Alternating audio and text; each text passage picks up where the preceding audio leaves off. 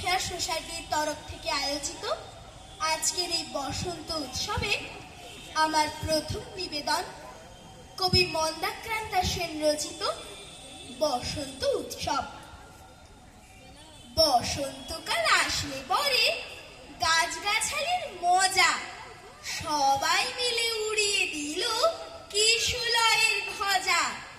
সেজে গুজে চলল সবাই উৎসবে যোগ দিতে, শিমুল পলাশ সবার মাথায় টুকটুকে লাল ফিতে। কৃষ্ণচূড়ার আগুন রঙের ওড়না চুড়িদার, রাধা চূড়ার মতো নাচে স্বর্ণচুরি কার। জারুল পারুল ভাই বোনেদের করছে কি হঙ্গামা, ওদের যে চাই গোলাপি আর বেগনি রঙের জামা। আলোক সজ্জা নইলে কি আর তেমন শোভা খোলে, অমল দাসের ডালে সোনার ঝাড় লণ্ঠন দোলে। মুখ লুকিয়ে শুকিয়েছিল মাদার গাছের ডাল, দক্ষিণ হাওয়ায় খবর পেয়ে সাজলো লালে লাল। ভিনদেশি এক অতিথ এলো শাকিন মাদুরাই, নামখানি তার ছায়া তরু, রূপের সীমা নাই। রুদ্রপলাশ নামটি বড্ড কঠিন এবং ভারী, কমলা রঙের পাগড়ি তারও কেমন মনোহরি। একটি তরু নানান সাজে সেজে সকল গাছ, সবাই মিলে করল শুরু মহোৎসবের নাচ। নাচে গানে খুশির টানে উঠল সবাই মেতে।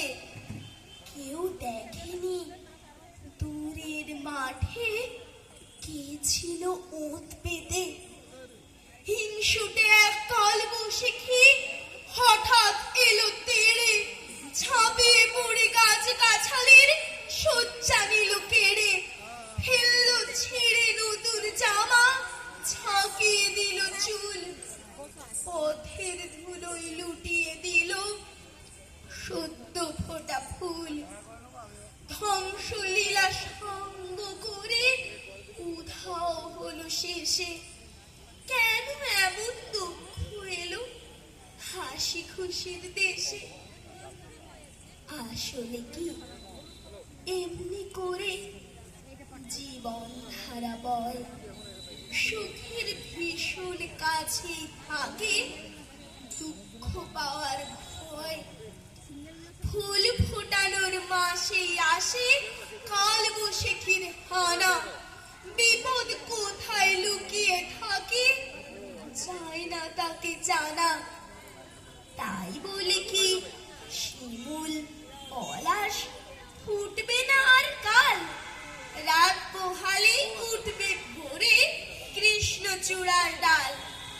হিংসুটে ঝড় আজকে যাদের হাত পা দিল ভেঙে, কালকে তারাই নতুন রঙে উঠবে আবার রেঙে।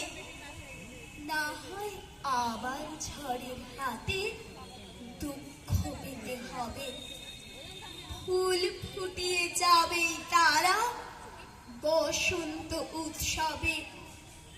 ফুল ফুটিয়ে যাবে তারা বসন্ত উৎসবে।